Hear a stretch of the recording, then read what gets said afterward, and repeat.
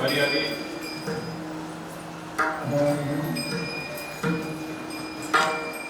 हरे राम कृष्ण हरे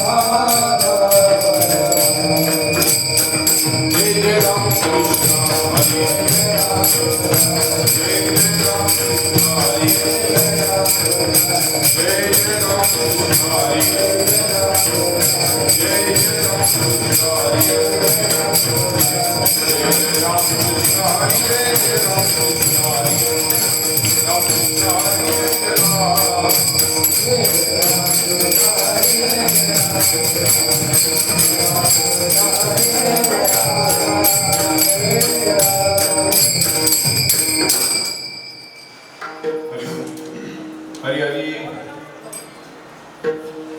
भक्ती आम्ही केली सांडोनी उद्वेग भक्ती आम्ही केली सांडोनी उद्वेग पावलो हे संग सुख याची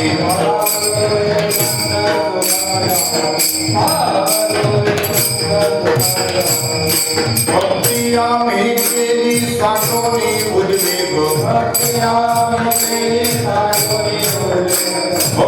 आम्ही केली सांडोनी उद्वेग पावलो हे संग सुख याची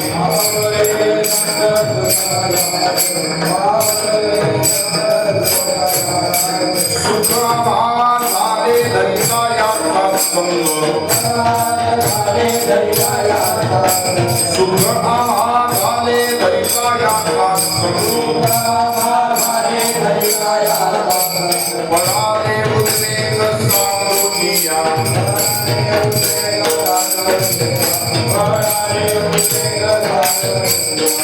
तुका म्हणे सुख प्रभू झाले जीवा तुका म्हणे सुख प्रभू झाले जीवा घडलिया सेवा विठोबाची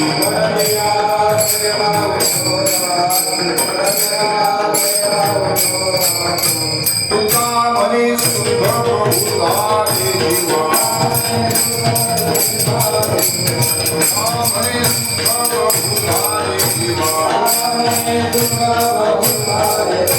घडलिया सेवा विठोबाची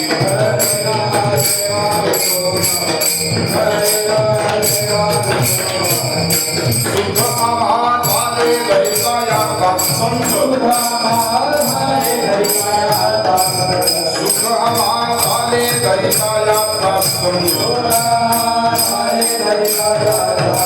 पळाले उद्वेग सांगुनिया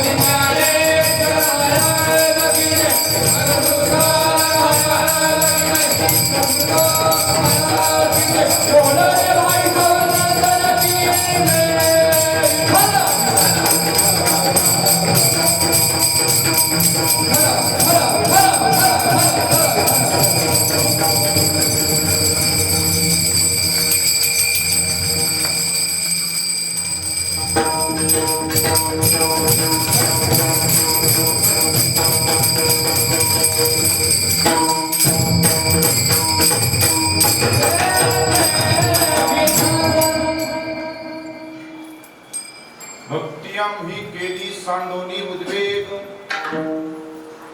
भक्ती आम्ही केली सांडोनी उद्वेग, बाबलो हे संग सुख याचे सुखामा झाले धरितायाचा संग सुखामा झाले धरितायाचा संग पळाले उद्वेग सांडुनिया तुका म्हणे सुख बहु झाले जीवा तुका म्हणे सुख बहु झाले जीवा घडलिया सेवा विठोबाची सुखामा झाले धरितायाचा संग पळाले उद्वेग सांडुनिया श्री पंढरीच्या पतित पावना श्री पंढरीच्या पतित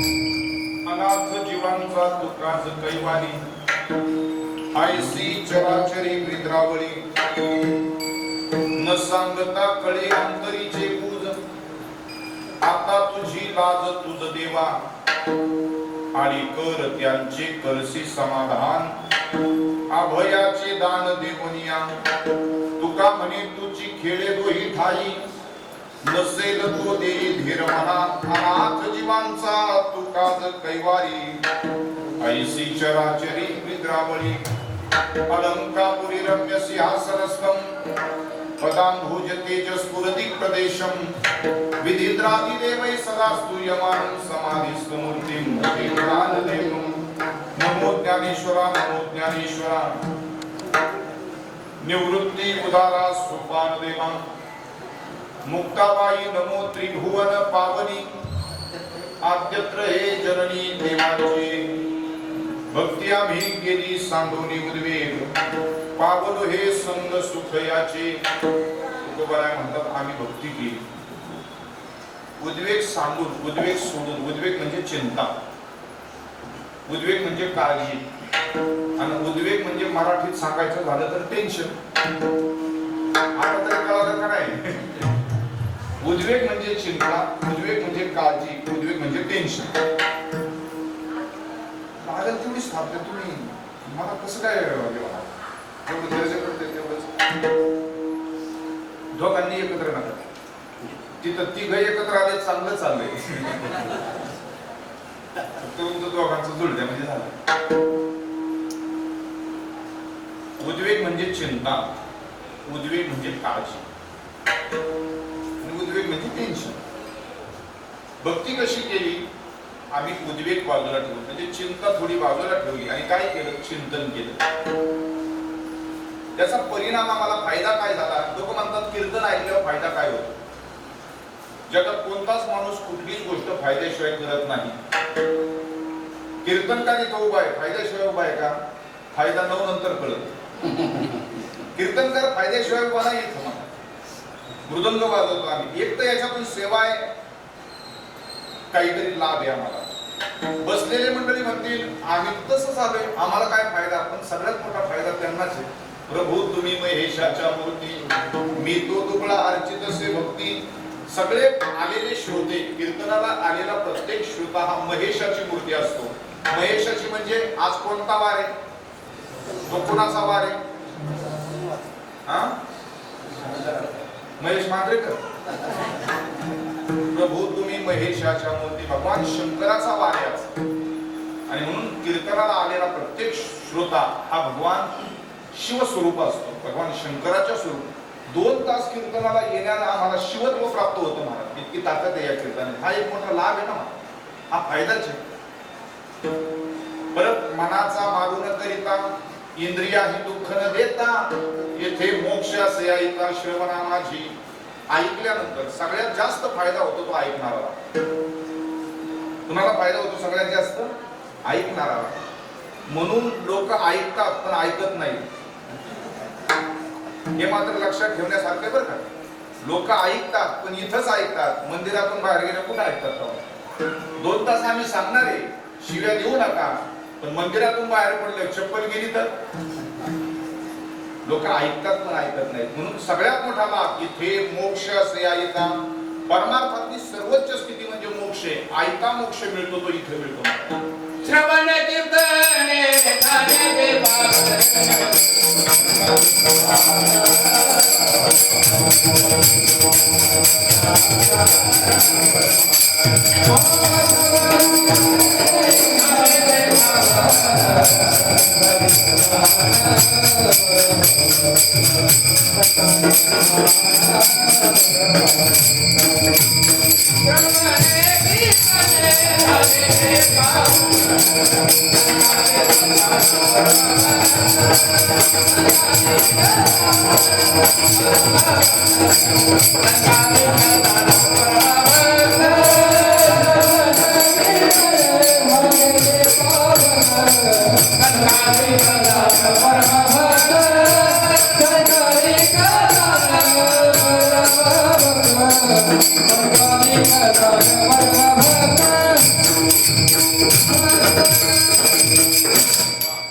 श्रवणे कीर्तने झाले ते पावन.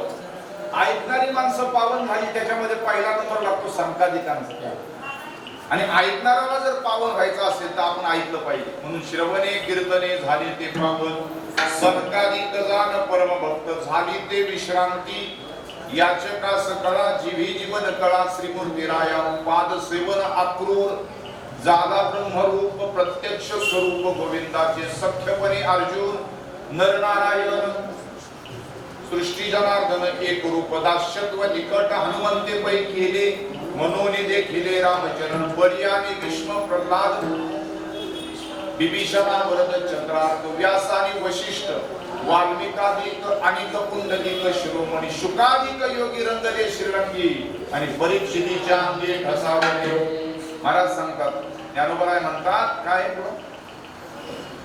त्याचं चरण काय? ज्ञानदेव अनंत भक्त राशी. अनंत भक्त राशी, भक्तांच्या राशी सांगितल्या. अनंत भक्त राशी तरले ते वानर ज्ञानदेवा घर चिदानंदी भगवंताच्या स्वरूपाला माणसं भगवंताची भक्ती करून प्राप्त झाले.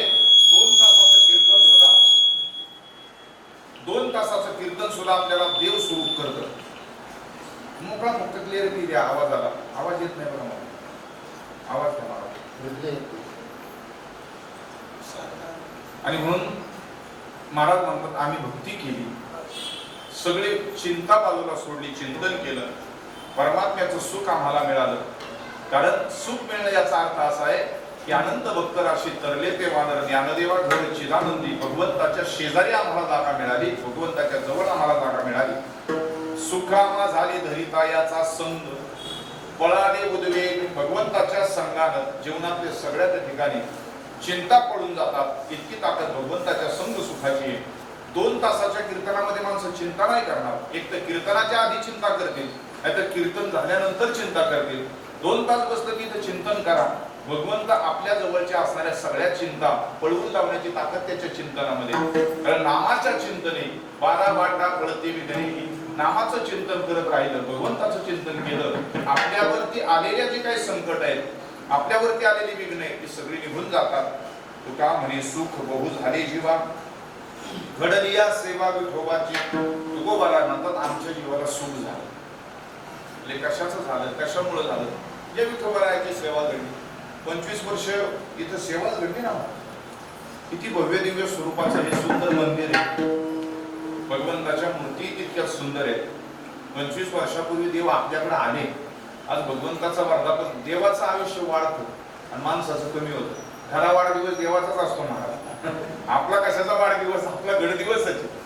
बरं आपला का वाढदिवस नाही? काही कालांतरानं आपलं आयुष्य संपणार आहे, पण याचं आयुष्य वाढतच जाणार आहे. आपल्या पुढच्या पिढ्या, त्याच्या पुढच्या पिढ्या हा वर्धापन दिन करतच राहणार आहेत ना. आज 25 वर्ष झाली या ठिकाणी पांडुरंग म्हणजे भगवंताच्याच नावानं हे ट्रस्ट आहे, पांडुरंग देवालय ट्रस्ट आयोजित, की या ठिकाणी सर्व हे जे काही आयोजक मंडळी आहेत किंवा इथं भगवंताची सेवा करणारी मंडळी आहेत, सगळ्यांना धरून जिथं इथं ज्यांचा कारभार चालू आहे, मग त्याच्यामध्ये शिवलाल नाना धनपुडे असतील, अत्यंत सुंदर स्वरूपामध्ये या वर्षीचा सोहळा करायचं ठरलं. दरवर्षी कार्यक्रम चांगलाच होतो, पण या वर्षी आपण रौप्य महोत्सवाच्या या वर्षामध्ये आहोत. 25 वर्ष या ठिकाणी पूर्ण होतात, म्हणून अत्यंत चांगल्या पद्धतीने या कार्यक्रमाचं आज त्यांनी नियोजन करून आज तिसरा दिवस आहे. आपल्या सर्वांना निमंत्रण दिलं. निमंत्रण देण्यामध्ये सगळ्यांच्या वतीनं शिवलाल नाना धनपुडे, त्याच्यानंतर मला वाटतं हनुमंत तात्या मुरकुटे आणि संजय नाना मुरकुटे, प्रामुख्यानं या व्यवस्थापकांचा आपल्याला नामोल्लेख करावा लागेल.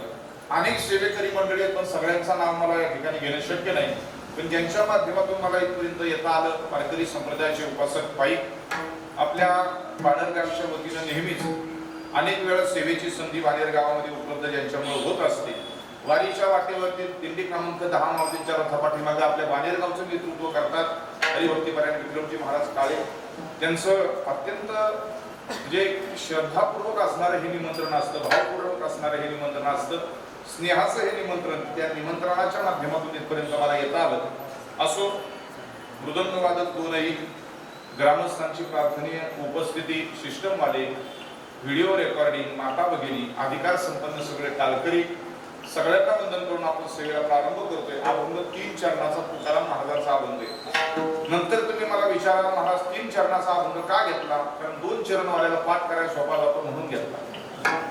उद्या जर आमच्या भागवतांचे सेवक संतोष महाराज बारवडकर यांना जर विचारलं कालचा अभंग कोणता होता, आता 3 चरणाचा अभंग होता लक्षात नाही राहिलं तरी सांगता येईल नाही का? त्यांना विचारणारे लय येते.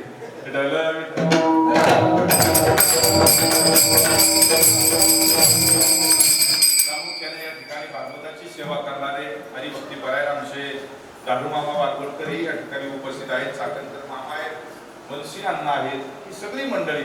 अण्णा ऐकू येत आहे ना? ऐकू येत नाही तरी ऐकतात, हे विशेष आहे. आणि ज्यांना ऐकायला येतं ते तरी ऐकत नाही, म्हणजे नक्की मानलं पाहिजे ना महाराज. हा परमार्थ असतो, ही सेवा असते महाराज. वारीच्या वाटेवरती भेटले होते आम्हाला, चालत आहे का? चालतात महाराज, माणसं चालतात, कधी गाडीत असतात, पण अजून थांबली नाही, अजून थकली नाही ती माणसं. जोपर्यंत आपण आहे तोपर्यंत आपल्याला सेवा करायची, ही सगळ्यांची आपली प्रार्थना त्या ठिकाणी असली पाहिजे. आमचे निवृत्ती महाराज सायकर असतील, सगळे वारकरी आमच्या परिसरात या ठिकाणी उपस्थित आहेत. सगळ्यांना वंदन करून भक्ती आम्ही केली सांडोनी उद्वेग बाहुलो हे संत सुख याचे सुख आम्हा झाले धरिता याचा संत बळाले उद्वेग सांडोनिया. महाराज म्हणतात आम्ही भक्ती केली. प्रत्येक माणसाने भक्ती केली पाहिजे. का भक्ती केली पाहिजे? देवाला आवडतं म्हणून भक्ती केली पाहिजे, संतांना आवडतं म्हणून भक्ती केली पाहिजे. पोरांनी शाळा शिकली पाहिजे. का शिकली पाहिजे? शाळा शिकता का शाळा करता रे? काहीतरी उत्तर द्या ना. शाळा शिकली पाहिजे का नाही शिकली पाहिजे? पण आपण जर शाळा शिकलो तर आपलं कल्याण आहे, बरोबर ना? भक्ती केली तर आपलं कल्याण आहे, अन्यथा आपलं कल्याण आहे. पोरांनी शाळा नाही शिकली तर आपल्या आईला राग येतो का नाही येतो? आपल्या आईलाही राग येतो आणि आपल्या बापालाही राग येतो. का राग येतो? कारण कुठल्याच आई बापाला वाटत नाही आपल्या पोराचं अकल्याण व्हावं.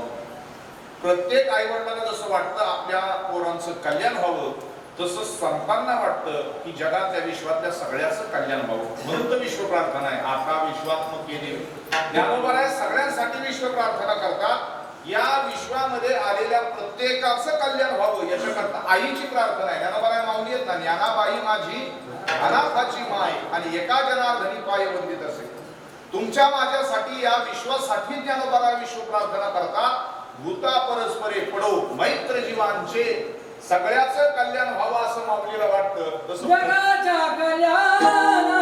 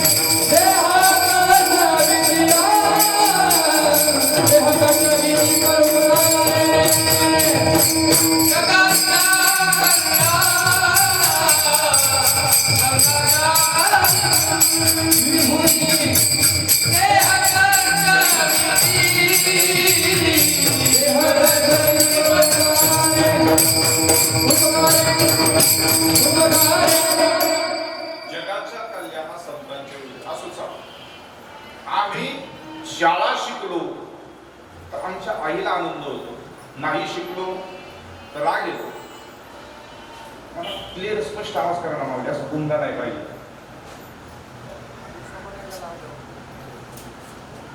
व्यवस्थित साधा द्या, फक्त तुम्हाला माझा आवाज आला ना की सगळ्यांना आला असं सांगा. भक्ती आपण केली तर देवाला आनंद होतो, संतांना आनंद होतो. आपण भक्ती नाही केली तर संत आपल्यावरती रागवतात. तुम्ही म्हणा कसं शक्य आहे महाराज? सगळ्याचं कल्याण इच्छिणारे संत आपल्यावरती कधी रागवतात? रागवतात पण आपल्याला दिसले नाही. ज्ञानोबाला रागवले, ज्ञानेश्वरीमध्ये ओवी सांगतो तुम्हाला, तशी ती भगवंताच्या मुखातली ओवी आहे. माझी या भक्ती विन जडो दयाचे जियाले पर आगा पृथ्वीवरी पाषाण नसती काही. माऊलींचं बोलणं आहे, भगवंताच्या मुखामध्ये माऊलींनी ओवी ठेवली. भगवान सांगतात, अर्जुना जो कोणी या जगात माझी भक्ती करत नाही तो माणूस नाही, तो चालता बोलता दगड आहे. आता पोरांना जर विचारलं, पोरांना दगड चालतो का? जेवण झालंय ना आजचं? दगड चालतो का? नाही चालत ना दगड. विचार करा ना, दगड चालत नाही. ज्ञानोबा म्हणतात जो भक्ती नाही करत तो दगड आहे. माझी या भक्तीने जळो जयाचे जियाले पण आगा पृथ्वीवरील पाषाण नसती काय. अशा पृथ्वीवरती दगडी किती आहेत? मोजता येणार नाही जेवढ्या दगडी आहेत. ज्ञानोबा म्हणतात, ज्याच्या जीवनामध्ये भक्ती नाही तो माणूस नाही, तर चालता बोलता दगड आहे. हे तरी सोपं बोललेत माऊली. याच्या पुढचा आहे का? भक्ती न करणारा माणूस माणूस नाही, ते जीव जंतुशी केवी कळे. हरिपाठातलं प्रमाण आहे, तेथील प्रमाण नेनवे वेदासी आणि ते जीव जंतुशी. कोण म्हणलं माऊली रागवत नाही? माऊलींचं रागवणं कळालं पाहिजे आपल्याला. शाळेत नाही पोरगं गेलं तर आईनं त्याला फटकावलं पाहिजे असं माऊली सांगतो. शाळेत पोरगं गेलं नाही तर आईनं त्या ठिकाणी त्याला मारलं पाहिजे, कारण आईनं जर त्याला शिक्षा नाही केली तर ते पोरगं शिकणार नाही. अधिकार आहे. तसं संतांना जगावरती रागवण्याचा अधिकार आहे. ज्ञानोबा म्हणतात, ज्याच्या जीवनात भक्ती नाही तो माणूस नाही, तर तो पशु आहे. ते वेदाचं प्रमाण घेऊन सांगतात, तेथील प्रमाण नैनवे वेदासी ते जीव जंतुशी.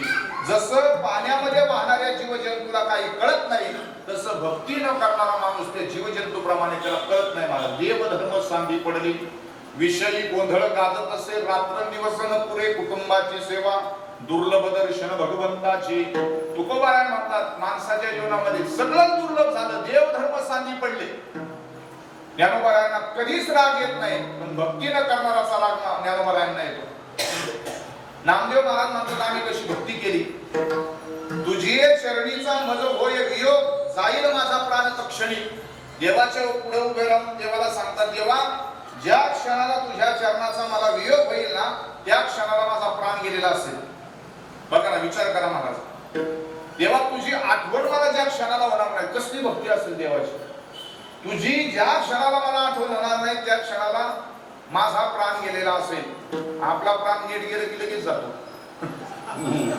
ते पुण्याकडची सून होती आणि गावाकडची सासू होती. सून गेली लग्न होऊन सासरवाडीला, म्हणजे आणि दुपारच्या सासू सुनाच्या गप्पा. आधी ती सासू आपली गावाकडच्या भाषेमध्ये काहीतरी म्हणत होती. मग त्याच्यामध्ये सुनेने विचारलं, आता तुम्ही मागाशापासून म्हणत होता ते तळमळणं तळमळणं म्हणजे नक्की काय असतो? सुनेनी सासूला प्रश्न विचारला, आत्या तळमळणं तळमळणं म्हणजे नक्की काय असतं? आत्या उठली आणि वायफायचं बटन बंद केलं. आता तरी कळालं का तुम्हाला आताच्या भाषेत? वायफायचं बटन बंद केलं, नेट गेलं आणि नेट चालू नसल्यामुळे ती जी झाली ती तळमळ. तसं नामदेव महाराजांची तळमळ आहे. नामदेव महाराज म्हणतात, देवा ज्या क्षणाला तुझ्या चरणाचा विसर आम्हाला पडेल ना, त्या क्षणाला माझा प्राण गेलेला असेल. नाथ महाराजांना विचारा, सगळ्या संतांची भक्ती सांगतो. अहर्निशी माझी कथा, अहर्निशी माझी वार्ता, अहर्निशी मारले ढाका भक्ती तत्वता या नाव. नाथ महाराज म्हणले, देवा भक्ती म्हणजे काय? भक्तीची सगळ्यात सोपी आणि सगळ्यात चांगली व्याख्या सांगतो. अहर्निशी माझी कथा. अह म्हणजे दिवस, निशी म्हणजे रात्र. रात्रंदिवस भगवंताची कथा श्रवण करणे म्हणजे भक्ती. ऐकलेल्या देवाच्या गोष्टी जगाला सांगणे म्हणजे भक्ती. आपण देवाचं सांगतो जगाला का गावाचं सांगतो? बाणेरची माणसं चांगली आहेत, कमीत कमी कुणाचं तरी सांगत नाही. देवाचं नाही गावाचं नाही, पण देवाचं सांगितलं पाहिजे. वार्ता कशाला म्हणायचं? सकाळी घरामध्ये आपण बसलो आणि पेपर आला की पेपरला मराठीमध्ये काय म्हणतात? वार्तापत्र. इंग्रजीमध्ये पेपर आहे पण मराठीमध्ये त्याला वार्तापत्र म्हणतात. पण आता इंग्रजीच मराठी वाटायला लागलं, मराठीची इंग्रजी झाली. असं गणित आहे आपल्याकडे. अहर्निशी माझी वार्ता. जे जगात आज घडलं ते उद्या पेपरला येणार आहे, बरोबर? आज कीर्तन ऐकलं म्हणून आज ऐकलेलं कीर्तन घरी गेल्यावर सांगता आलं पाहिजे. नाहीतरी आमची बायको म्हणते, आलं पाहिजे आमचं कीर्तन. घरी गेल्यावर सांगता आलं पाहिजे, उद्या सांगता आलं पाहिजे आपल्याला. जर आपल्या मित्राने, म्हणून तर तुम्हाला म्हटलं हा दोन लक्षात का ठेवा. नाही लक्षात राहिलं तर 3 चरणाचा होता, एवढं तरी म्हणा.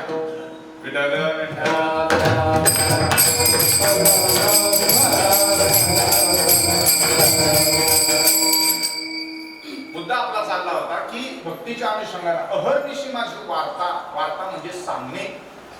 जे ऐकलं देवाचं ते जगाला सांगणं, बरं का मामा? ते परवा दिवशीच फोन केला होता मला, बागवलकरांनी फोन केला. म्हणजे महाराज तुम्हाला एक सांगायचं. म्हणजे सांगा ना, काय सांग? म्हणजे मी एकदा कुणाकडून तरी असं ऐकले, वाचण्यात येते, ऐकण्यात येते, मला नाही माहिती पण माझ्या ऐकण्यात आहे. म्हणजे काय? संताजी तेली जगणारे एक, म्हणजे त्यांचा असं होतं, त्यांचा बैल असायचा घाण्यात. एकदा बैल घाण्याला चुकला की तो बैल फिरायचा. फिरायचा कशामुळं? संताजी तेली जगणारे रोज गाथा वाचायचे आणि त्या गाथा वाचण्याच्या आवाजामध्ये मला गाथेच्या पारायणामध्ये बैलाला हाणावं लागत नव्हतं. बैल नुसता त्या गाथाच्या पारायणामध्ये नुसता गोल गोल फिरायचा. आणि एकदा संताजी महाराजांना कुठेतरी जायचं होतं. मग पोराला सांगितलं, आज तू बैल झोपायचा, दहाना हाकायचा. महाराज कुठेतरी निघून गेले आणि त्यांचा पोरगा ज्यावेळेस गाण्याला बैल चुकला आणि बैल हाणायला लागला, बैल बसला. आता बैल बसल्यानंतर बैलाला किती उठवण्याचा प्रयत्न केला, काही बैल उठलाच नाही. आणि मग नंतर कळालं, रोज गाण्याला चालणारा बैल आज का उठत नाही? तर त्याचं कारण असं होतं, रोज त्या बैलाला सुद्धा गाथा पारायणाची सवय झाली होती. आज संताजी महाराजांचा पोरगा गाथा पारायण करत नव्हता, परिणाम बैल बसला होता. हे कळालं पाहिजे आपल्याला. म्हणजे बैलाला सुद्धा कळतंय तुकाराम महाराजांचे अक्षर कानावर पडले पाहिजे, असं अजून बऱ्याच बैलांना कळाला. तुकाराम महाराजांची अक्षर कानावरती पडली पाहिजेत असं बैलाला वाटतंय, त्याच्यामुळे बैल चालला नाही. तसं आपलं सुद्धा जीवन चालू नये संतांच्या नावाशिवाय, नामचिंतनाशिवाय आपलंही जीवन चाललं नाही पाहिजे. बैल हुशार आहे महाराज आपल्यापेक्षाही. त्या ठिकाणी तो किती ज्ञानी आहे म्हणायचं. आज गाथेचं श्रवण कानावरती पडत नाही, गाथेचा पाठ कानावरती पडत नाही. मी चालायचं कसं म्हणून गाण्याला बैल त्या दिवशी चालला नाही महाराज. विठ्ठल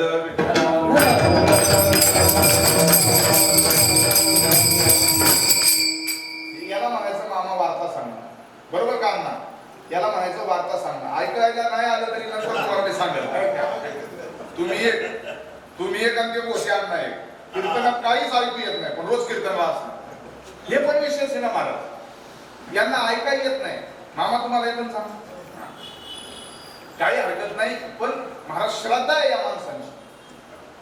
अहो ऐकायला नाही आलं ना आणि आलं तरी दोघांचंही कल्याण आहे. ही अक्षरे नव्हती देखा ब्रह्म साम्राज्य दीपिका अर्जुना लागी चित्कळिका प्रगटली असे. संतांची अक्षर कानावरती पडणं हे मंत्र आहेत. मंत्र पवित्र तो देह वाणी पुण्यवंत जो वदे अच्युत सर्व काळ तयाच्या चिंतने जळतील दोषी जळतील राशी पात्र त्यांची ही ताकद आहे त्याची. विठ्ठल विठ्ठल.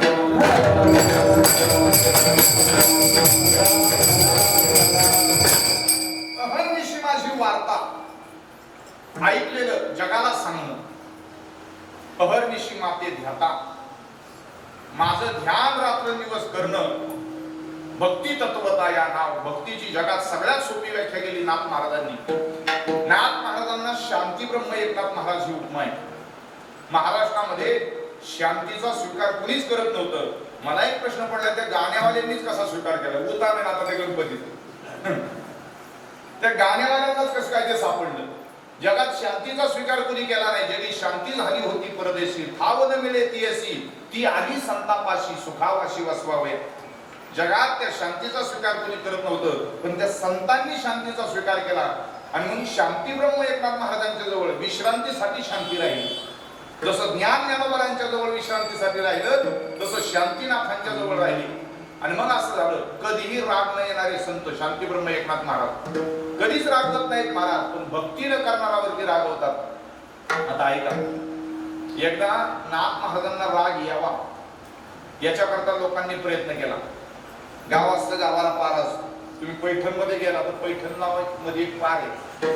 त्या पारावरती बघा, आपल्या गावामध्ये जर लोक पारावरती, आता मला वाटते बाणेरला पार नसेल राहिला, शहरीकरण झालं त्याच्यामुळे. पण हा दोन आहेत ना. पण काही काही गावचे पार असे होते महाराज, त्या पारावरती बसणाऱ्या लोकांनी गावातलं एकही भांडण गावाच्या बाहेर जाऊ दिलं नाही, असे पार होते महाराज काही काही गावचे. आणि काही काही गावच्या पारावरती लोक बसतात आणि गाथा ज्ञानेश्वरीचंच पारायण करतात. खरंच करतात का? गाथा ज्ञानेश्वरी वाचतात लोक? नाही वाचत. त्या पारांना सुद्धा महाराज लोकांनी संपून टाकलं, बदनाम केलं त्या पाराला. नाथ महाराजांच्या पैठणमध्ये एक पार आहे, त्या पाराला आज कुचरवटा म्हणतात. पार कोणी म्हणत नाही, कारण पारावरती लोक बसून नको त्या गप्पा मारतात, लोकांची टिंगल करतात, लोकांची डवाळी करतात, चेष्टा करतात, निंदा करतात, म्हणून त्या पाराला कुचरवटा म्हणतात. एकदा एक गरीब ब्राह्मण, त्याच्या पोरीचं लग्न होतं, त्याला 200 रुपये लागत होते. 10 ते 12 लोक पारावरती बसली होती. तो ब्राह्मण हात जोडून त्या 10-12 लोकांना म्हणला, माझ्या पोरीचं लग्न आहे, माझ्याकडे प्रचंड गरिबी आहे, मला 200 रुपये लागतात. मला उसली म्हणून तुम्ही सगळ्यांनी मिळून 20-20 रुपये दिले, तरी 200 रुपये तुमचं मला कर्ज द्या, तुम्ही मी तुमचं फेडील. लोक म्हणले ठीक आहे, तुला आम्ही 200 रुपये देतो, पण एका अटीवरती. तो म्हणला काय अट आहे? त्या पारावरच्या लोकांनी सांगितलं, नाथ महाराजांची आज पूजा चालली घरामध्ये, त्यांना राग आणून दाखवायचा. तू त्यांना राग आणून दाखवला की तुला 200 रुपये देतो, आम्ही परत मागणार पण नाही. तुम्हाला एवढंच आहे ना? 200 रुपयासाठी त्या माणसांनी ठरलं त्याचं. नाथ महाराजांना राग आणून दाखवायचा, राग आणून दाखवला की 200 रुपये मिळणार.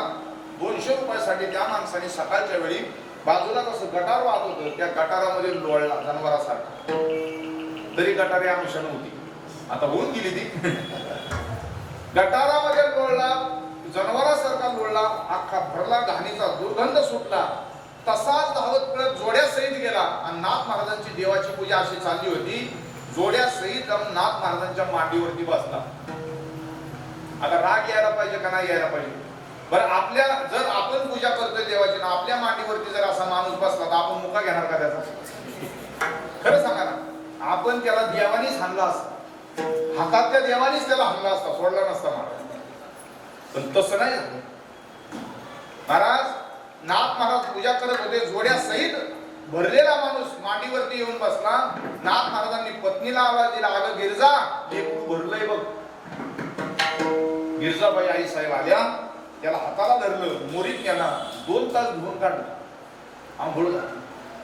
नाथ महाराजांची कपडे दिली पांढर शुभ्र घालायला, स्वयंपाक झाला, नाथ महाराजांची आंघोळ करून पूजा झाली परमात्म्याची. आणि मग म्हणले, नाथ महाराज म्हणले, आलाय तर आता प्रसाद घेऊन जा. पुरणपोळीचा प्रसाद होता घरात. जेवणाला नाथ महाराजांच्या मांडीला मांडी लावून बसला, 5-5 पोळ्या खाल्ल्या. 6वी पोळी वाढायला ज्यावेळेस गिरजाबाई आई साहेब वाकल्या ना, त्यावेळेस किती कृतज्ञ व्हावं माणसाने. महाराज ज्याच्या घरात खातोय तिथं काय त्यांनी चूक केली त्याच्या लक्षात आलं. आपण 200 रुपयासाठी हे काम करतो, आणि यांना जर राग आला तर आपल्याला 200 रुपये ती पारावर असलेले लोक देणार आहेत. मग काय केलं असेल? ज्या घरातल्या 5 पोळ्या खाल्ल्या, ज्या माऊलीने बनवलेल्या खाल्ल्या, 6वी पोळी त्यांनी वाढली गिरजाबाई आई साहेबांनी, ताटावरचा उठला आणि पाटकुळीवरती जाऊन बसला त्याच्या. बघा ना महाराज, एखाद्याच्या पत्नीकडे नुसतं वाकड्या नजरेने पहा, भांडणं होतात, भांडणं नको ते त्या ठिकाणी तमाशे होतात. आज नाथ महाराज बाजूला आहेत, त्यांच्याच पत्नीच्या पाटकुळीवरती जाऊन बसतो. नाथ महाराज म्हणले, अगं गिरजा, लेकरू पडत बघ. गिरजाबाई म्हणल्या, तुम्ही काळजी नका करू, मला हरीला अशीच सांभाळायची सवय. याला म्हणायचं पत्नी महाराज. नवऱ्याच्या परमार्थाला केवढं सहकार्य महाराज, एवढं मोठं सर. म्हणून नाथ महाराजांचं चरित्र लिहिलंय लरा पांगरकरांनी. त्या लरा पांगरकरांनी असं वक्तव्य केलंय त्याच्यामध्ये, नाथ महाराज रोज देवाला सांगायचे, देवा मला तू नुसती बायको नाही दिली, तर बायकोच्या रूपाने रोजचा सत्संग दिला. मला नुसती बायको नाही दिली, देवा रोजचा सत्संग आहे माझी बायको म्हणजे. मला कुठंच बाहेर परमार्थ करायला जायची गरज नाही. आमच्या घरात चालता बोलता परमार्थ होतो. माझा परमार्थ करून घेणारी मला पत्नी दिलीस तू. रोजचा सत्संग माझ्या आयुष्यात. चला मग विचार करा, जो माणूस जोड्यासहित भरलेला मांडीवरती बसला, जो माणूस बायकोच्या पाटकुळीवरती बसतो, त्याच्यावरती नाथ महाराज रागवत नाही. उलट त्याच्या पोरीच्या लग्नाला 200 रुपये दिले आणि पोरीचं लग्न थाटामाटामध्ये कर म्हणून सांगितलं. एवढं सगळं करून सुद्धा शांतीब्रह्म एकनाथ महाराजांना राग येत नाही. पण नाथ महाराजांना राग केव्हा येतो, जर आपण भक्ती नाही केली तर नाथ महाराजांना राग येतो. आणि मग हरिपाठामध्ये लिहितात, सटविने नेला कैसा नाही, सटविने नेला कैसा नाही,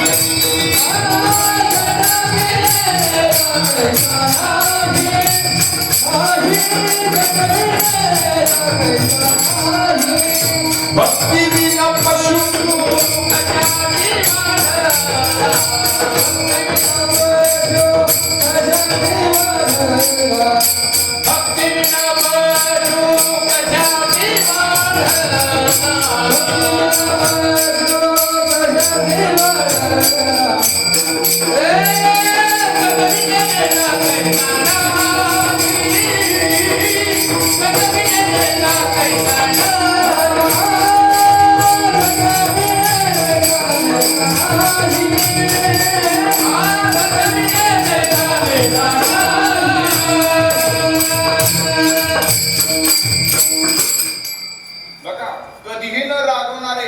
संत शांतीब्रह्म एकनाथ महाराज काय म्हणतात, जर कोणी जीवनामध्ये आल्यानंतर माणूस म्हणून जन्माला आला आणि भक्ती जर केली नाही तर माणूस वाढत नाही. भक्ती विना पशु, पशु म्हणजे जनावर, जनावर वाढतं म्हणजे जनावर.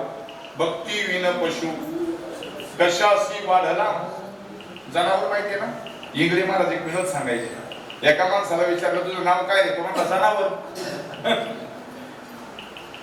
म्हणले अरे तुझं नाव काय, म्हणला जनावर. मग त्याला विचारलं तुझं नाव जनावर कसं काय, नाही म्हणलं माझ्या बायकोचं नाव जना आहे, मी तिचा वर जनावर. असं झालं. भक्ती विना पशु कशाशी वाढला. म्हणले भक्ती जर केली नाही तर माणूस वाढत नाही, पशु वाढतो, पशु. आणि त्याच्याबद्दल प्रार्थना करतात, हा जिवंत कसा आहे, सटवीने नेला कैसा नाही.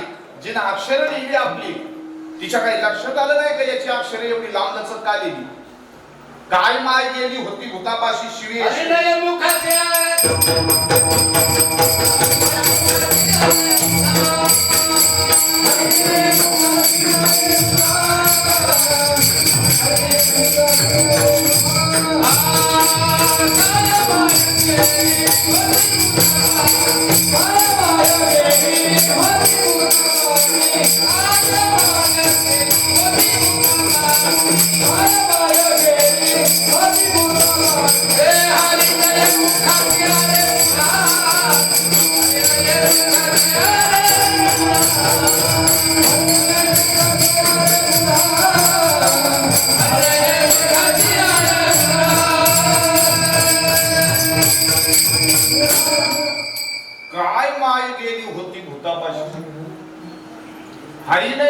आले मुठा.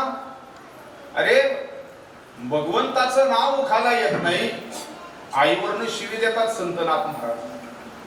शिवीनं देणारे संत. 18,810 ओव्यांचं भागवत लिहिलंय, 40,000 ओव्यांचं भावार्थ रामायण लिहिलंय, रुक्मिणी स्वयंवर, अशी विपुल ग्रंथ संपदा ज्या महाराष्ट्राला नाथ महाराजांनी दिली, ज्यांना कधीच आयुष्यात राग आला नाही पण भक्ती न करणाऱ्याबद्दलचा राग आला. पातके करिता पुढे आहे पुसता. काय उत्तर देता हुशीर तू? अनेक यातना यम करवी कोण सोडविल तेथे तुझला. एका जनार्दनी सांगत आहे तोंडे आणि आहा वाचारडे बोलताची. अरे काय म्हणले तो यम काय सोडणार आहे का तुला? म्हणून भक्तीला लागा, म्हणून भक्ती करा. संत संगत धरा तुम्ही हरी भजन करा. पाठी लागला से काळ दात खात से कर करा. उठा उठा जागा पाठी भय आले कुठे. अरे पंढरी वाचोनी तुझा ठाव नाही कुठे. आजा मेला पंजा मेला बाप मस ना गेला. देखत देखत ना तू पण तोही तैसा झाला. आणि म्हणून काळ पाठीमागे लागला म्हणून भक्ती केली पाहिजे. भगवंत आपला करावा म्हणून भक्ती केली पाहिजे. या सगळ्या संतांच्या भूमिका पहा. भक्तीशिवाय देव मिळत नाही. नाथांचं मत तेच, नामदेव महाराजांचं मत तेच, ज्ञानोबारायांचं मत तेच. कारण आपण भक्ती केली तर देवाला आनंद होतो, नाही केली तर संतांना राग येतो. म्हणून भक्ती केली पाहिजे. कारण भक्तीच्याच मापानं देवाला मोजता येतं. एक तुकाराम महाराजांचा गोड अभंग आहे बघा. मन वाचा तीत तुझे हे स्वरूप. मनोनी मापे भक्ती केली. भक्तीची या मापे मोजी तो आनंदा. भक्तीची या मापे मोजी तो आनंदा. भक्तीची या मापे मोजी तो आनंदा. भक्तीची या मापे मोजी तो आनंदा. भक्तीची या मापे मोजी तो आनंदा. भक्तीची या मापे मोजी तो आनंदा. भक्तीची या मापे मोजी तो आनंदा. भक्तीची या मापे मोजी तो आनंदा.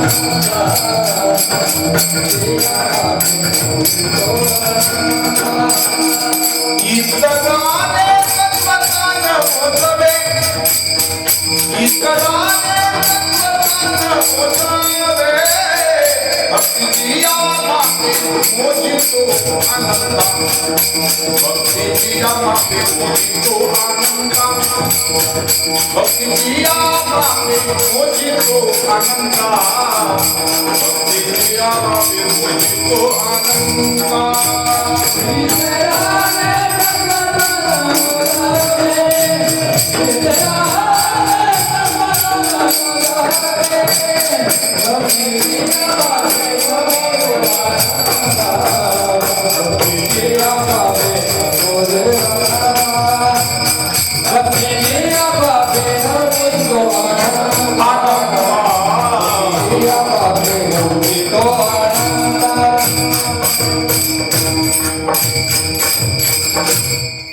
देव कशानेही मोजला जात नाही. देव मोजला जातो तो भक्तीच्या मापाने. देवापर्यंत पोहोचायचा असेल तर भक्तीच आवश्यक असते महाराज. अनेक ठिकाणी अनेक संतांची प्रमाण आपल्या डोळ्यासमोर उभी राहतील. आम्ही देवापर्यंत पोहोचण्याचा प्रयत्न केला. अनेक मार्गाने आम्ही देवाकडे निघालो पण आम्हाला देवापर्यंत पोहोचता नाही आलं. नाना साधनांच्या केल्या खटपटा. परित्यान पवती याची या दालवंता. जाणो जाता जाणीव घाली आडपाटा. योगाभ्यासे सिद्धी रोधिता ती वाटा हो. योगाभ्यासे सिद्धी रोधिता ती वाटा हो. धन्य हे आनंदाची सापडली वेळ. धन्य हे आनंदाची सापडली वेळ. तेने संत सज्जन भेटले कृपाल. त्यांनी फेडियला बुद्धीचा हुमळ. दृष्टी दाखविला यशोदेचा बाल हो. कशासाठी सांगितलं? आम्ही नाना साधनं केली. नाना साधनांच्या केल्या खटपटा. परी न त्या पावती याच्या दारवंटा. भगवंताच्या दारापर्यंत सुद्धा बाकीची साधनं जात नाहीत. जाणो जाता जाणीव घाली आडफाटा. सगळ्या वाटा तोकड्या आहेत महाराज देवापर्यंत पोहोचण्यासाठी. योगाभ्यासे सिद्धी रोधिता की वाटा हो. कुणाला योगाच्या मार्गाने सिद्धी प्राप्त झाल्या आणि त्या सिद्धीने देवापर्यंत पोहोचू दिलं नाही का? सिद्धी लावी पिसे कोण तया पुसे. नेले राजा हमसे पाणी काही. आम्ही भक्ती करा. आम्ही योगाच्या वाटेने निघालो पण योगाच्या वाटेला दुःख आलं. योगाची या वाटा जे निघाले का सुभटा तया दुःखाची वाटा भागा आला. भागा आला तया दुःखाची या वाटा. जे निघाले का सुभटा योगाची या वाटा. पाहे पालो हाचे चणे गोचरिया पडती खाणे. पुराण पोट भरणे की प्राणी ज्ञानोबरांच्या ज्ञानेश्वरीतली अत्यंत गोड आहे. योगाच्या वाटेने जे निघाले त्यांच्या वाट्याला दुःख आलं. म्हणजे एखाद्याला भूक लागली आणि भूक लागल्यानंतर जवळ सणे पण खाणाऱ्याला दात नाही. बरं दात नाही पण सणे कशाचे? लोखंडाचे सणे येतील का खाता? नाही खाता येणार. योगाचा मार्ग जसं माणसाला भूक लागल्यानंतर ज्याला दात नाही त्याला लोखंडाचं सण खाणं जेवढा अवघड तेवढा योगाचा मार्ग अवघड. योग याग विधी येणे हे सिद्धी. आता कळालं सगळ्यांना. हरिपाठावाल्या लगेच सगळ्यांना कळलं. वायाची उपाधी दंभ धर्म असो. विठ्ठल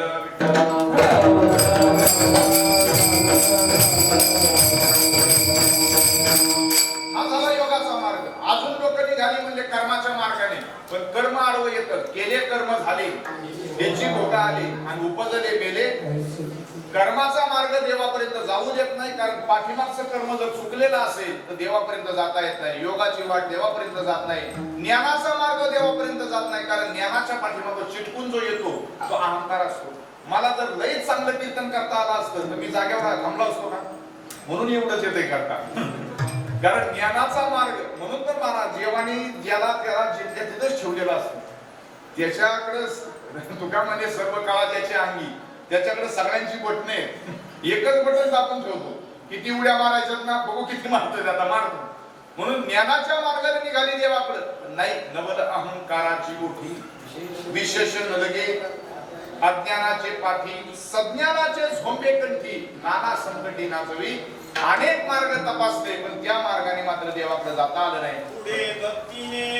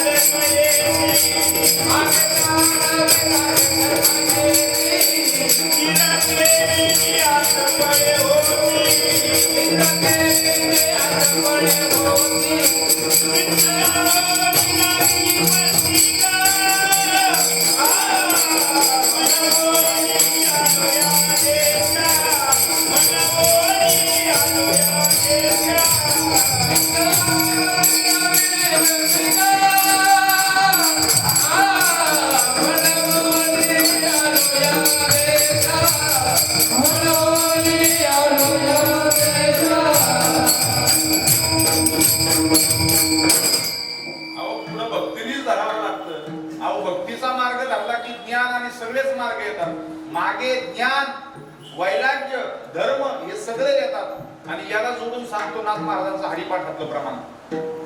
कर्म उपासना ज्ञान मार्गी आले आणि हरिपाठी आले सर्व मार्ग. एक हरिपाठ केला तर सगळे मार्ग येतात. म्हणजे याचा अर्थ असा आहे भक्तीच्या पाठीमागे सगळे मार्ग येतात. ज्ञानाचा मार्ग येतो, उपासनेचा मार्ग येतो, कर्माचा मार्ग. कर्म उपासना ज्ञान मार्गी आले आणि हरिपाठी आले सर्व मार्ग. कर्म उपासना सगळे येतात पण हरिपाठाच्या मार्गावरती येतात. आणि म्हणून मला मुद्दा सांगायचा होता भक्तीचा मार्ग हा सगळ्या मार्गापेक्षा श्रेष्ठ आहे. भक्ती पंथ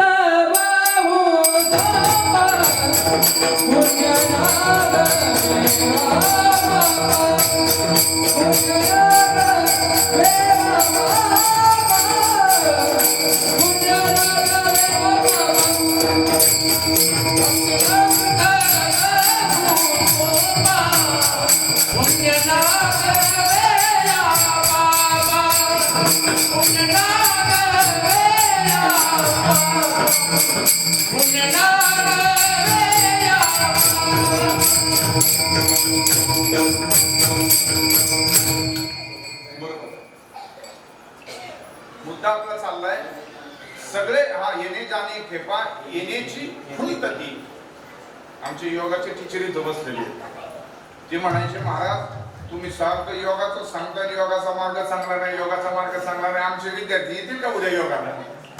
योगाचा मार्ग हा तो तुम्ही करता तो योग नाही सांगत. हा जो योग सर करतात तो योग अत्यंत चांगला आहे. कारण तो आपल्या शरीराला निरोगी ठेवण्याचं काम आपल्या शरीराला निरोगी ठेवण्याचा योगा हा रोज केला पाहिजे.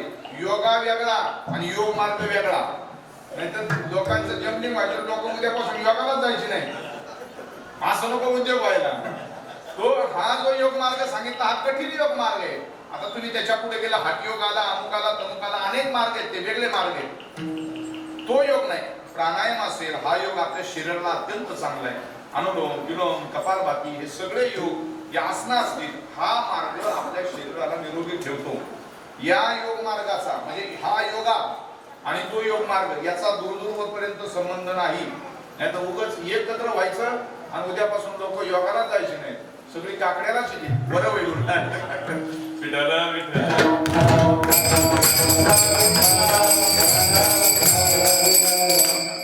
आपण योगा करतो शरीर उदाहरण देतो याच्याकरता कसा श्रेष्ठ मार्ग आहे भक्तीचा. एकदा कबीर महाराज हे भक्तिपंथी आहेत आणि गोरक्षनाथ महाराज हे योग मार्गाने झाले. योगाच्या मार्गाने गेलेले महात्मे त्यांना हवेतून सुद्धा त्या ठिकाणी जाता येतं सिद्धी प्राप्त होतात त्यांना. तर नवनाथांपैकी जे आहेत ते गोरक्षनाथ महाराज नवही नवनाथ. लोक सगळ्यांच्या नादी लागतील सगळ्या देवांच्या नादी लागतील पण नवनाथांच्या नादी लागत नाही. एखादा माणूस गावातला नवनाथला त्रास देईल गावातल्या पण नवनाथला नाही त्रास देणार. बघा तुम्ही महाराज हे महात्मे इतके सिद्ध आहेत हे कुठंच थांबत नाहीत. यांचे पाय जमिनीवरती नाही. आपल्या भारताच्या कल्याणाकरता हवेच्या मार्गाने संचार करतात आणि एकच ठिकाण थांबण्याचं आहे त्यांचा आळंदी 84 सिद्धांचा सिद्ध भेटी मेळा आणि तो हा सुख सोहळा. आता समजा विमान आलं पानेरमध्ये उतरल का? विमान कुठं उतरणार? डोंगावरच उतरणार. विमानतळ जिथं आहे तिथंच. तसं हे योगाच्या मार्गाने जाणारे 84 सिद्ध महात्मे आहेत ना ते कुठंच उतरत नाही. ज्ञानोबा योग्यांचे राजे म्हणून ते तिथं उतरतात आळंदीमध्ये. हा सुद्धा त्याच्या पाठीमागचा एक इतिहास आहे. आणि म्हणून योगाच्या मार्गाने जाणारे गोरक्षनाथ महाराज आणि भक्तीच्या मार्गाने जाणारे कबीर महाराज. दृष्टांत आहे समुद्र किनाऱ्यावरती दोघ जण भेटले. भेटल्यानंतर गोरक्षनाथ महाराज म्हणले आमचा योगाचा मार्ग अत्यंत श्रेष्ठ आहे. कबीर महाराज म्हणले आमचा भक्तीचा मार्ग ठीक आहे. तुम्ही म्हणता तुमचा योगाचा मार्ग श्रेष्ठ. कबीर महाराज म्हणले मला मान्य आहे तुमचा मार्ग श्रेष्ठ.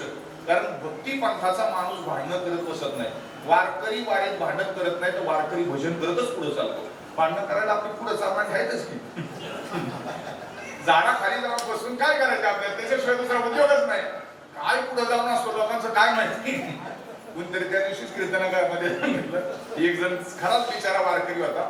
त्याला दिंडीत चालणं व्हायचं नाही. प्रामाणिक वारी करणारा माणूस पुढे जाऊन झाडाखाली बसायचा. तो म्हणला महाराज मला चालवत नाही म्हणून मी आपलं पुढे चालतो आणि जाऊन बसतो आपला पुढे पण माझं भजन चुकत नाही. मी एकटा चालतो पण भजन करत पुढे जाऊन बसतो. तर त्या महाराजांनी त्याला सल्ला दिला पुढे जाणारी माणसं पापाचे कळप पळते पुढे. अरे एखादा चांगला पण असतो ना त्याच्यात असं काय नाही महाराज. चला गोरक्षनाथ महाराज आणि कबीर महाराज. योगाचा मार्ग गोरक्षनाथ महाराजांचा कबीरांचा मार्ग भक्तीचा मार्ग. दोघांची चर्चेमध्ये आमचा मार्ग श्रेष्ठ आहे योगाचा असं गोरक्षनाथ महाराज म्हणले. कबीर महाराज म्हणले तुमचा मार्ग श्रेष्ठ मला मान्य. शेवटी गोरक्षनाथ महाराज म्हणले असं मान्य नाही स्पर्धा व्हावी. मला जर 1 नंबर काढायचा असेल तर 50 विद्यार्थ्यांमध्ये मला त्या ठिकाणी 99% मार्क पाडले पाहिजेत तेव्हा माझा नंबर येईल ना. असं नाही आपल्या दोघांमध्ये काहीतरी स्पर्धा झाली पाहिजे. कबीर महाराज म्हणजे काही स्पर्धा घेण्याची गरज नाही. मी तुम्हाला बिनविरोध देतोय कशाला इलेक्शन लावताय. काय दोघात काय निवडणूक द्यायची. तुम्ही मोठा मार्ग तुमचा योगाचा श्रेष्ठ मार्ग आहे मान्य आहे मला. नाही म्हणजे स्पर्धा बरं नाही होई करता करता कबीरांनी विचारलं गोरक्षनाथ महाराज तुमचं मत काय.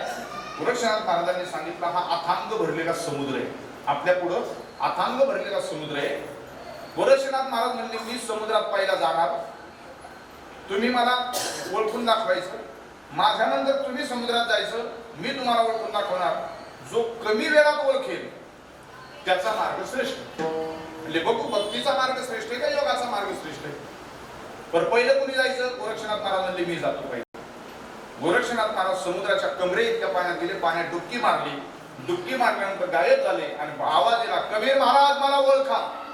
कबीर महाराज गुडघ्या एवढ्या पाण्यात आले, पाण्यात हात घातला, हाताला मासा लागला, बाहेर किनाऱ्यावर फेकून दिला, मासा तडफडला आणि त्याच्यातून गोरक्षनाथ महाराज प्रगट झाले.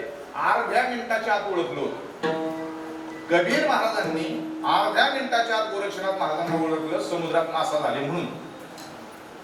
त्याच्यानंतर गोरक्षनाथ महाराजांना प्रश्न पडला, इतक्या वेळ एकही मिनिट बोललेला नाही, एवढ्या लगेच ओळखलं, आता तुम्ही जा पाण्यामध्ये. कबीर महाराज म्हणले कशाला पाण्यात जायला लावताय मला, तुमचा मार्ग श्रेष्ठ मी मान्य करतो, नका नाही म्हणले जा. कबीर महाराज पाण्यात गेले आणि गायब झाले. गोरक्षनाथ महाराज आता मला ओळखा. 7 वाजता गोरक्षनाथ महाराज पाण्यामध्ये गेले कमरे इतक्या आणि कबीर महाराजांना शोधत होते. जवळजवळ 9:15 वाजले, 1.25 तास कबीर महाराज पाण्यातच सापडत नव्हते. शेवटी योगाचा मार्ग भक्तीच्या मार्गाला शरण आला.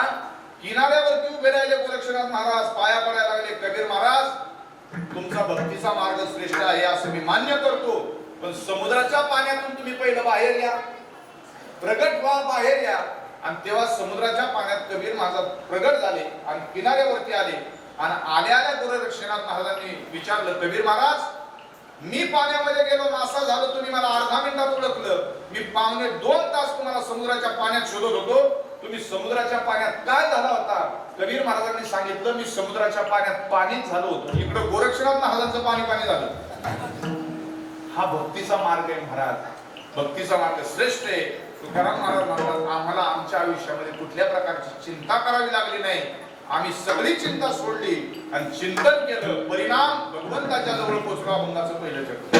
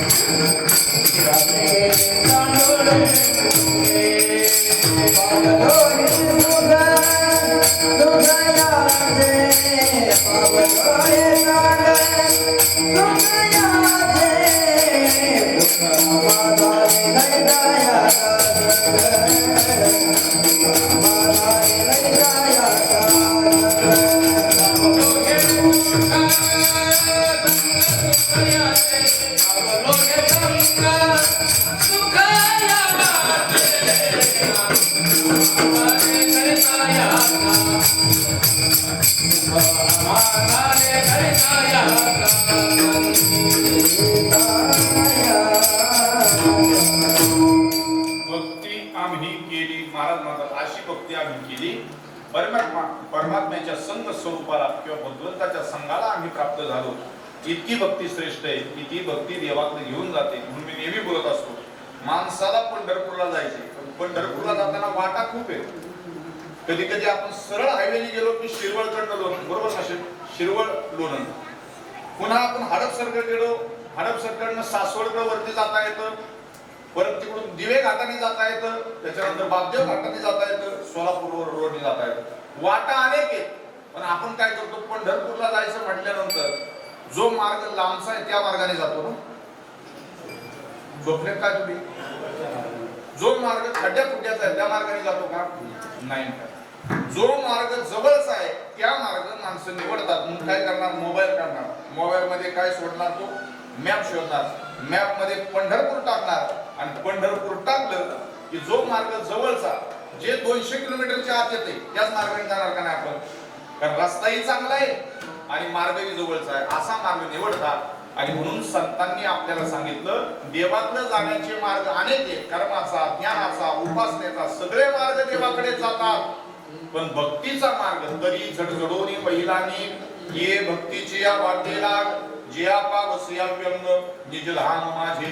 भक्तीचा मार्ग देवापर्यंत जातो म्हणून इतका सोपा मार्ग संतांनी आपल्याला सांगितला. असो सोपे वर्म आम्हा सांगितले संधी टाळविंदी हात घेऊनिनाचा.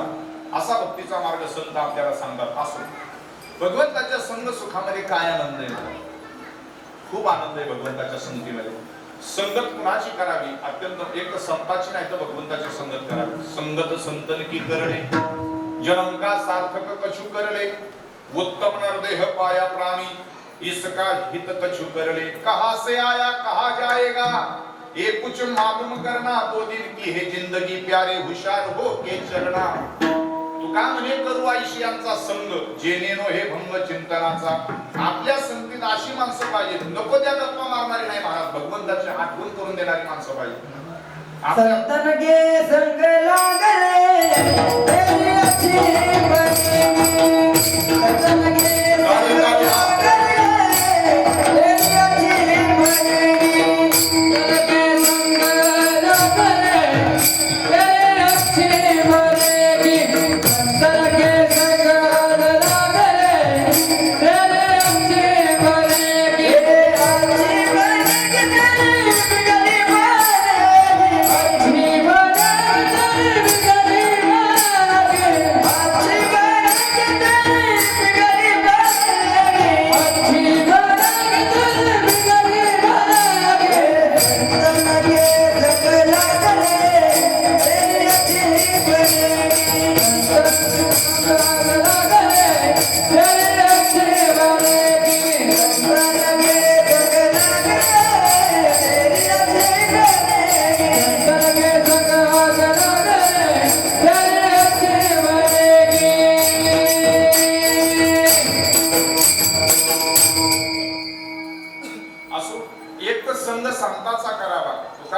बिगड़ी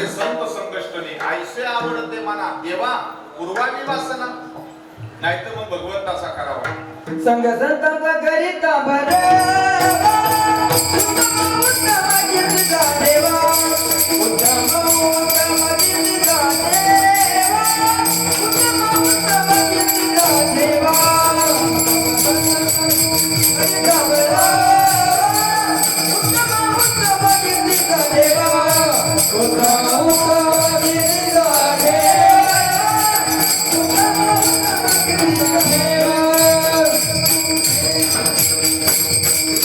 संग संतांचा करिता बरवा आणि उत्तम उत्तम कीर्तीचा. कारण इतकं गोड प्रमाणे हे आपण कीर्तनात बसतो. इथं कीर्तनात बसतो नसतो आपल्याला कुणी ओळखलं असतो. कुणी ओळखलं असतं. कुणी बालवडकरांचं नाव घेतलं असतं नसतं ना घेतलं महाराज. आपण देवाच्या संतांच्या संगतीमध्ये म्हणून आपल्याला ओळखतात लोक. चार लोक आपल्याला जे हरी करतात. संत संग संतांचा करिता बरवा. बरवा म्हणजे चांगला आणि उत्तम उत्तम कीर्तीचा ठेवा. म्हणून वारकऱ्याचा सन्मान इथेही असतो. आणि वारकरी गेल्यानंतर तुका म्हणे गाजे वैकुंठी सोहळा आणि याही भूमंडळा माझी कीर्ती. हा परिणाम कशाचा. हा संघाचा परिणाम आहे. तसा संघाने भरपूर परिणाम केला. मी संघ सांगतोय महाराज संघाचं नाही सांगत. नाही तर उद्या बरमुडा घालून जायची लोक सगळी तिकडे. विठ्ठल विठ्ठल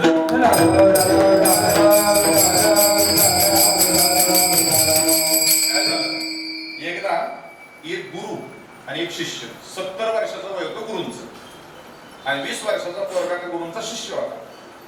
रस्त्याने चालले होते. दुपारी 1 वाजेपर्यंत चालली उन्हा पाना. प्रचंड ऊन होतं.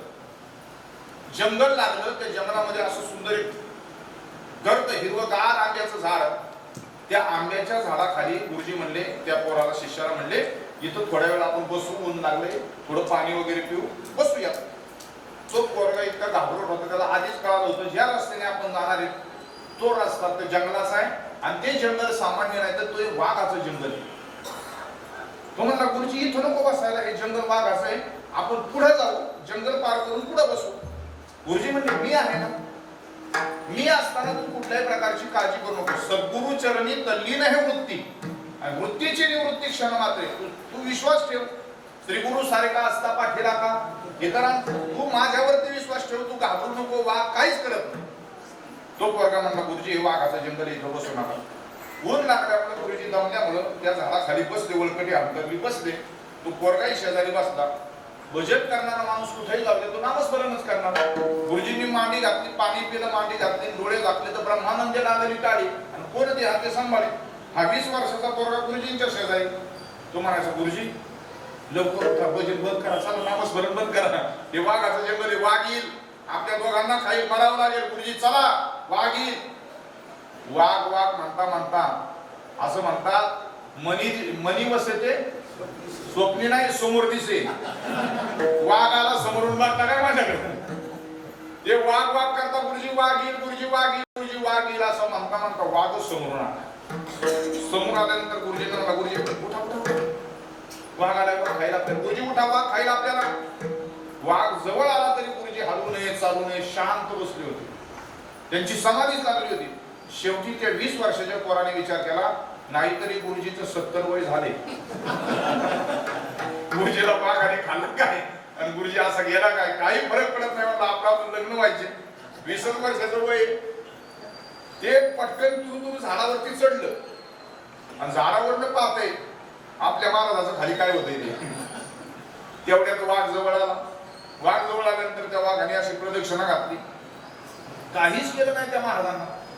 असं म्हणतात वाघासा म्हणजे वाघ जर आपल्या जवळ आला ना, आपण जंगलात एखाद्या सापडलो तर माणसाने जर असं श्वास रोखून, हा इथं योगा कामाला येईल तुमचा, आता मात्र त्यांचा हा योगा इथं कामाला येतो. म्हणून तर जास्तीत जास्त वेळ आपल्याला त्या ठिकाणी आपण ते अनुलोम विलोम ज्यावेळेस करतो त्यावेळेस जास्त वेळ श्वास रोखून धरण्याचा, बरोबर ना सर, तो प्रयत्न करावा. आपल्याला ते कामाला येतं म्हणा, हृदयासाठी सुद्धा चांगलं असतं. ज्याला जास्त वेळ श्वास पाण्यामध्ये पोहणारा सुद्धा जास्त वेळ श्वास रोखून धरता आला पाहिजे, कारण पाण्याच्या खाली त्याला थांबता येतं.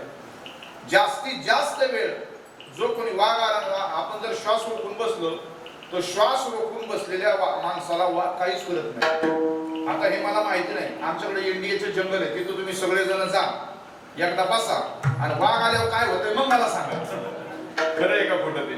आहे म्हणतात बाबा, वाघ त्याला काय करत नाही. गुरुजींनी श्वास रोखला होता, वाघ आला, वाघ येऊन निघून सुद्धा गेला, गुरुजींना काहीच केलं नाही.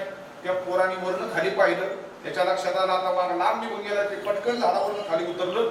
गुरुजींना असं गटागटा हलवलं, गुरुजी आताच वाघ गेलाय, खाल्लं नाही तुम्हाला, उठा म्हणला लवकर, चला आपण पुढे जाऊ जंगलाच्या.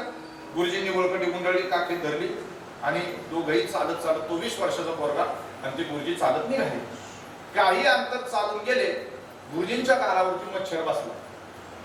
मच्छर बसल्याबरोबर गुरुजींनी आपल्याच हाताने तो गालावरचा मच्छर चटकेने जोरात चापट मारला. ते 20 वर्षाच्या पोराने विचार केला, म्हणजे गुरुजी एवढा मोठा मगाशी वाघ खायला आला त्यावेळेस तुम्हाला भीती नाही वाटली आणि एवढे मच्छर तुमच्या गालावरती बसला आणि तुम्ही चापट मारून त्या ठिकाणी त्याला मारलं. त्या गुरुजींनी त्या 20 वर्षाच्या तरुण पोराला उत्तर दिलं. गुरुजी म्हणले, मगाशी वाघ आला तेव्हा मी देवाच्या बरोबर होतो, आता मच्छर चावला त्याच्या वेदना झाल्या, हा तुझ्या संगतीचा परिणाम. कळलं तुम्हाला मला काय म्हणायचं ते? नको त्याच्या संगतीत अशाच वेदना होतात.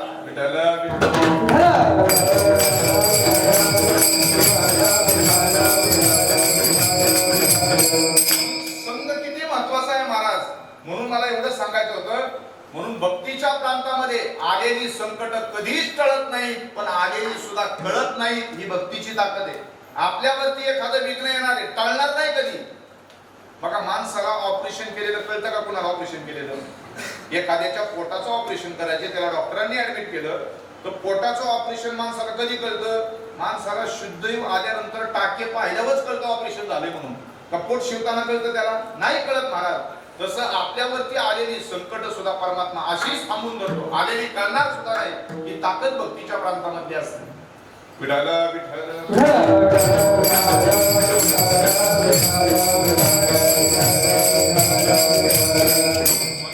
तुकाराम महाराज म्हणतात की देवा, आम्ही तुझ्या संग सुखाला प्राप्त झालो. भगवंताचं संग सुख त्याचा लाभ आम्हाला झाला. अभंगाच्या दुसऱ्या सुख आम्हा झाले, सुख आम्हा झाले, सुख आम्हा झाले, सुख आम्हा झाले, सुख आम्हा झाले, सुख आम्हा झाले,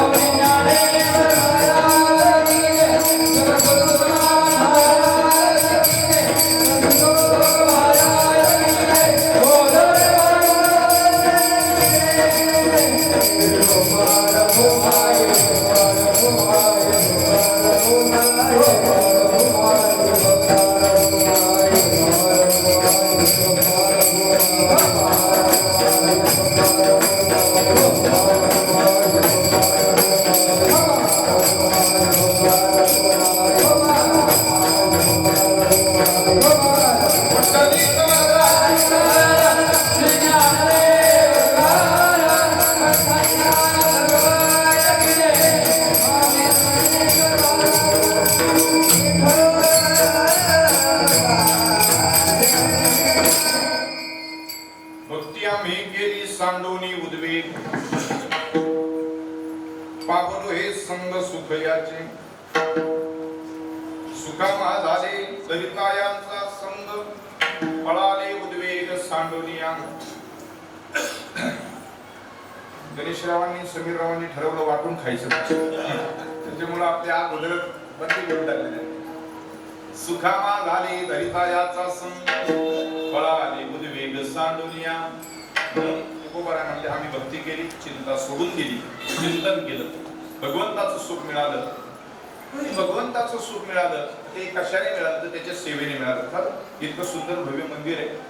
मी मगाशी उल्लेख केला की इथले सगळे भगवंताची सेवा करणारे सेवेकरी असतील, सगळे मंदिराचे ट्रस्टी सभासद असतील, त्याच्यामध्ये प्रामुख्यानं शिवलाल नाना धनकोडे असतील, हनुमंत तात्या बुरकुटे असतील, संजय नाना बुरकुटे असतील, ही सगळी मंडळी सर्वांना घेऊन हे कार्य करतायत. मला आदरणीय हरिभक्तीपरायण विक्रमजी महाराज काळे त्यांनी सुद्धा इतकी माहिती दिली.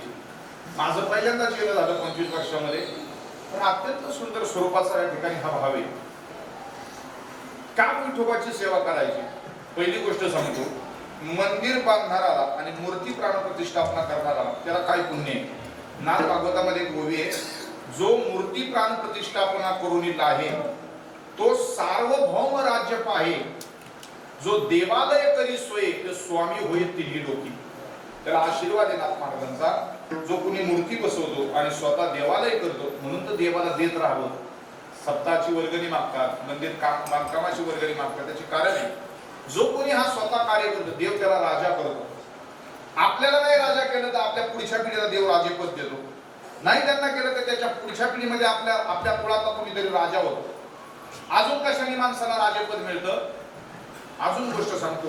पंढरपूरमध्ये पांडुरंगाचं मंदिर सगळ्यांना माहिती. श्री गुरु चंद्रशेखर महाराज देवकर यांच्या मुखातून एक गोष्ट आहे. पांडुरंगाच्या मंदिराच्या समोर जळोजी मळोजी मंडप आहे, लाकडी मंडप, बरोबर. असं म्हणतात पांडुरंगाच्या समोर उजव्या बाजूला पूर्वीच्या काळात नारळ फोडण्याची पद्धत होती. म्हणजे जळोजी मळोजी मंडप जिथून सुरू होत, म्हणजे पांडुरंगाचं महाद्वार जिथून चालू होतं, मंडप संपला की लगेच देवाचा मोठा गाभारा, तिथं नारळ फोडण्याची पहिली पद्धत होती. आता नारळ नाही फोडत पांडुरंगाच्या पुढे. तर तिथं नारळ फोडून माणसं जायची, नारळाचे खोबऱ्याचे तुकडे इकडं तिकडं पडायचे. एक घार होती, घार. त्या घारीची सुद्धा नोंद पुराणामध्ये आलेली आहे महाराज. पाखाच्या फडकारे आणि उद्धवरोनी नेली घारे, तुकाराम महाराजांचं प्रमाण आहे. एक घार, तिला भूक लागली. बघा, नित्य उठून या खावयाची चिंता. प्रत्येक माणसाला सकाळी उठल्यानंतर सगळ्यात पहिली चिंता कशाची? बाहेरच्या लोकांना चिंताच नाही, तर सबच्याच तोंडात येतो डायरेक्ट विठ्ठल विठ्ठल.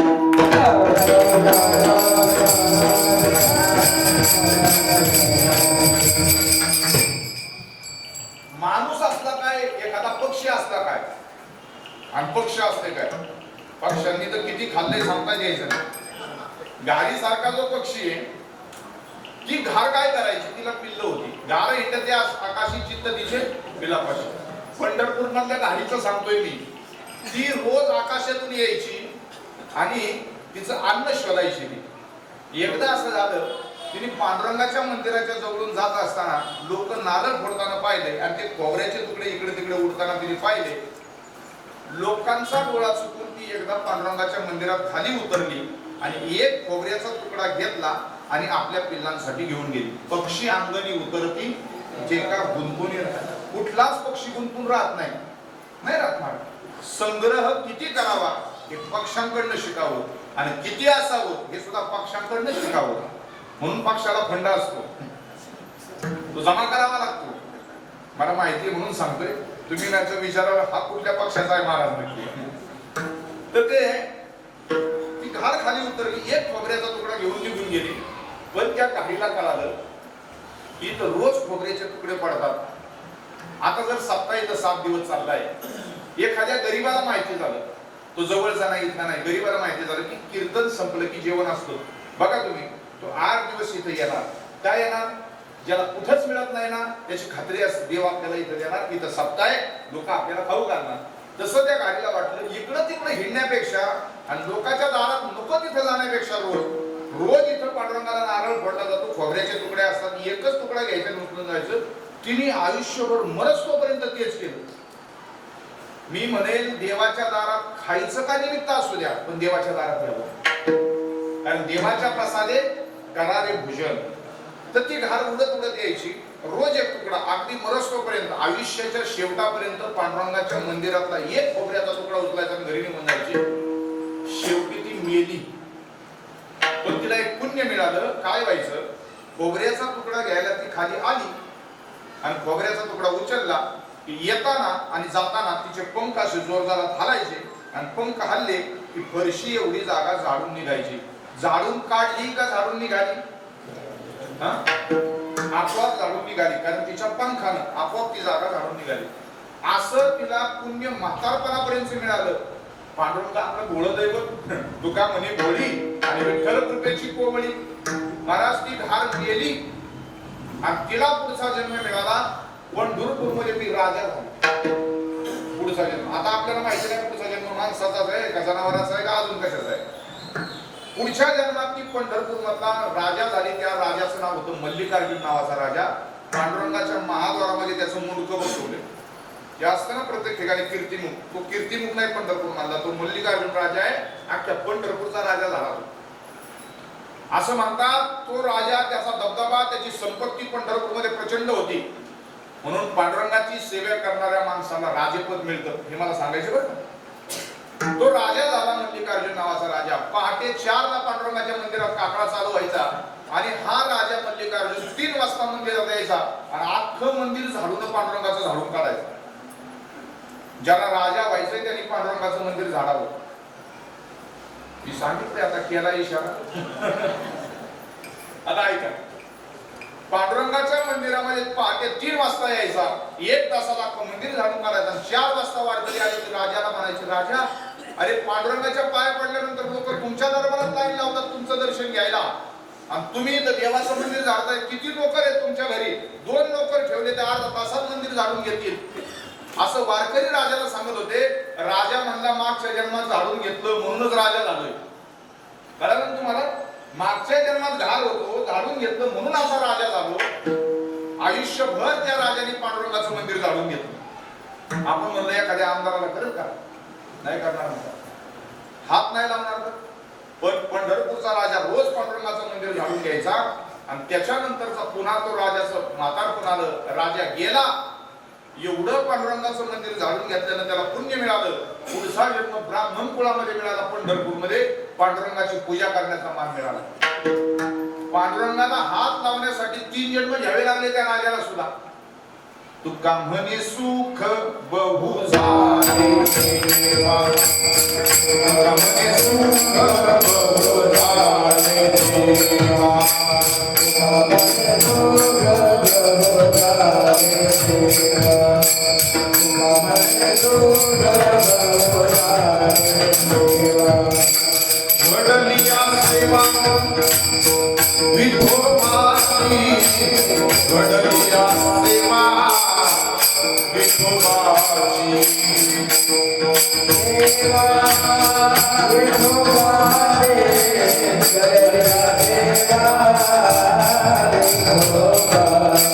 वडलिया सेवा विठोबाची, वडलिया सेवा